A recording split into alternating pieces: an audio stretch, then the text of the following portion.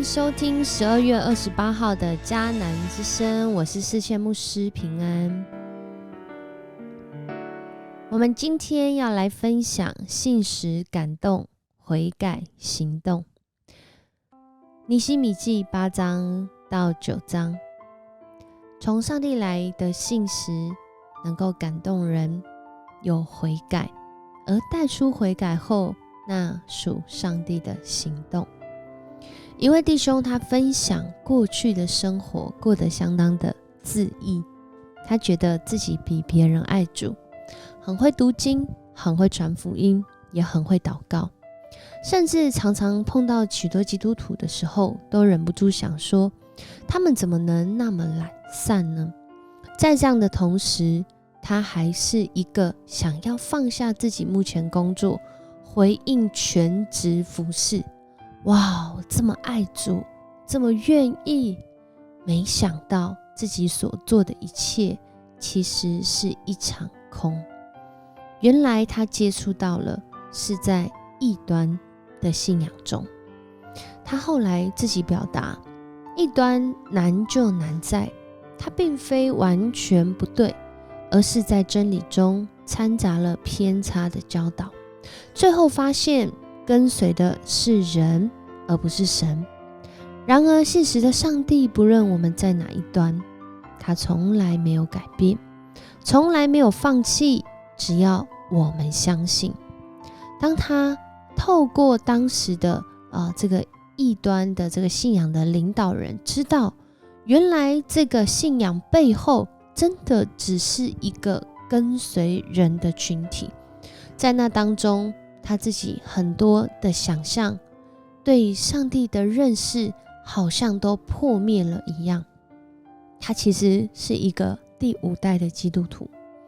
而且在台湾第5代的基督徒，我们可以想象，其实就是他的前辈祖先早就信仰了耶稣基督。然而这样的过程给我们一个很深刻的反思，会不会我们的信仰其实也是像异端一样呢？异端其实在当时的原文就指的是你偏向某一端，某一端那个一就是1、2、3、4的一。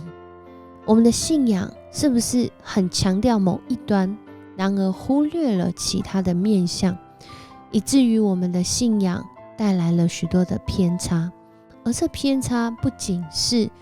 没办法让我们真的走在那真理的道路当中，甚至我们失落，也让人跌倒，或者是影响到一个世代，他们离开了这个信仰。在今天的经文当中，以斯拉带领这些重建城墙的百姓回归在上帝所拣选耶路撒冷的这个土地上，他们在这里同心一意的听着跟着以斯拉，在那里听着他们在这个广场里，以斯拉正在宣读这个律法，这个法律。而且这个时间非常的久，比牧师讲到还要久非常多，从黎明一直讲到中午。但是在这当中大家都非常注意来听。过去在这个信仰中失落，然而如今又再一次有恩典，上帝的信实带领他们，就如同我们今天 RPG 祷告的经文，也是我们再一次出现的金句。尼希米9章19节这样说，但你没有把他们丢弃在旷野，因为你的怜悯浩大，白天你引领他们的云柱没有离开他们，黑夜光照他们的火柱你也没有取走。我们看见上帝的信实，让人的心因着他的信实，即使我们的信心起起伏伏，上上下下，来来去去，但是上帝他的信实从未改变。以斯拉在这里宣告上帝的律法的时候，大家很注意听，因为他们的心里面有一个很深的什么呢？很深的悔改。如同今天的第9章，当他们听见了以斯拉的在这里宣读的律法之后，他们所做的事是什么呢？他们所做的事是他们在那里欢庆快乐，他们在那里实际的透过守住棚节的行动，再一次来纪念上帝的拯救之恩，再一次来纪念上帝在那个他们居无定所的旷野的时候，他们想起了祖先的教导，他们终于懂了明白上帝的律法不仅是在于遵守律法，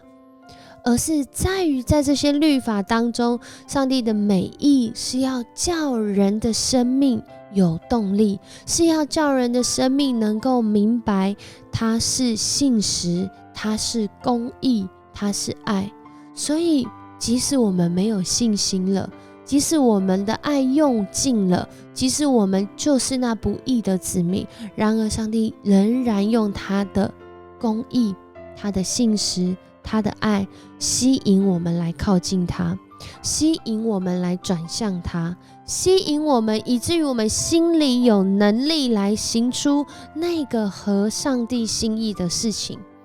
于是第2天，各宗族的族长和祭司利未人聚集到以斯拉那里去研究法律的教训。他们发现这个摩西，当时上帝透过摩西赐下的律法，命令以色列人要在住棚节住在临时搭的棚子里。他们终于明白这些节期它的来由，他们明白这样的一个仪式感，或者是这样的一个参与礼拜、参与服事是什么意思。而今天对我们来说，也是再一次的来思想我们自己的生命，我们是不是其实站在信仰里，我们所看到的只是其中一端呢？如果只是其中一端，其实我们就是异端。如果只看到其中1、2、3、4的那个异端的话，其实我们的生命也是异端，因为我们不整全，我们只看到一个面向，我们只专注一个面向。我只读经祷告，但我平常不活出这样的生命。我只活出这样的生命，但我不读经祷告。这样说起来不是很奇怪吗？那我怎么知道我这样活是不是上帝的心意呢？所以在基督徒的信仰生活里面，各样的需要，我很常在青年牧区里面分享，每一个人都要参与在一场礼拜，我们都要有委身在一个小组，我们都要有一项的服事，不是好像要帮忙每一个人做 SOP 去分配他们工作。更重要的是当我们遇见上帝，遇见信仰的群体，以及当我们行在上帝心意里的行动的时候，我们才能够帮助自己的生命是在上帝的恩典跟他的怜悯当中，彼此来服侍，彼此来守望。在今天的经文当中，我们看见9章6节之后一直到最后是一个很长的认罪祷告。这个认罪祷告呢，我们可以看见在前面一点点的经文说到，有3个钟头之久，他们站着听上主他们上帝的法律。接着有3个钟头，他们认罪，而且还敬拜上主他们的上帝。而这认罪的祷告，或许就是在那个时候所记录下来的，记录上帝怎么拣选以色列人，到后来他们因着自己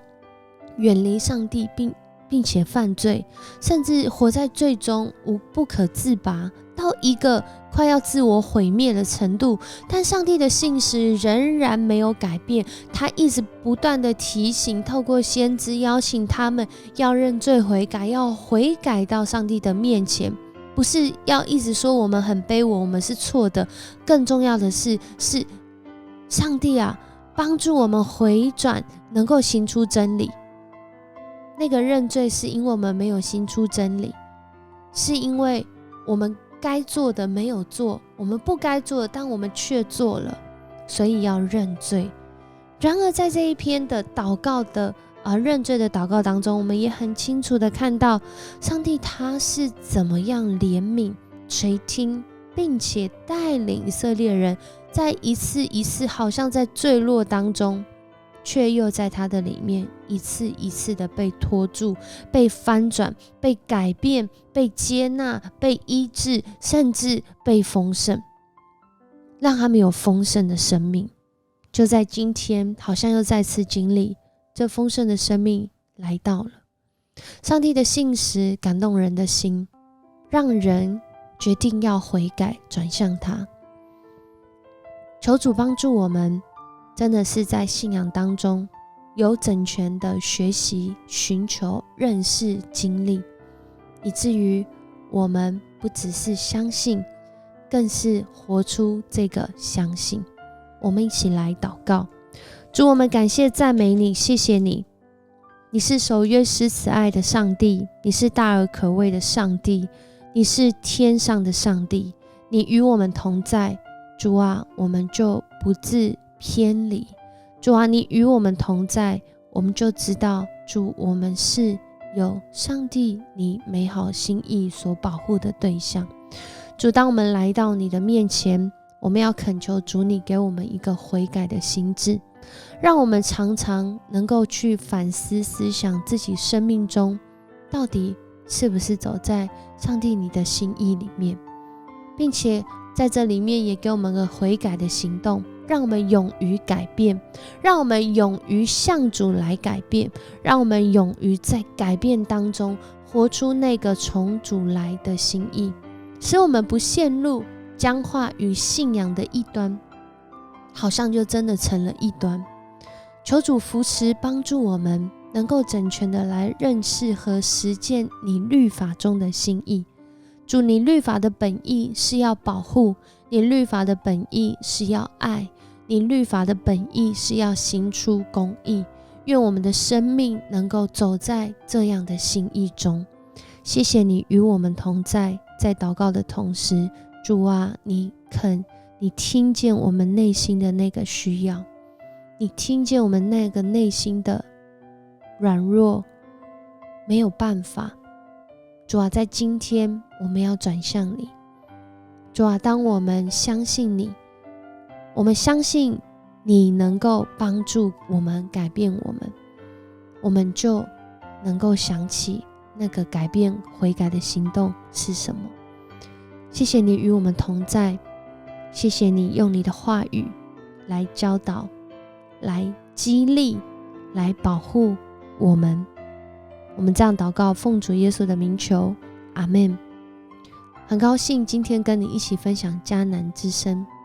上帝的信实要带领你的生命，要启动你的生命，让你的生命活出从他来完全而且合乎上帝心意美好的生命。我是世谦牧师，我们明天见。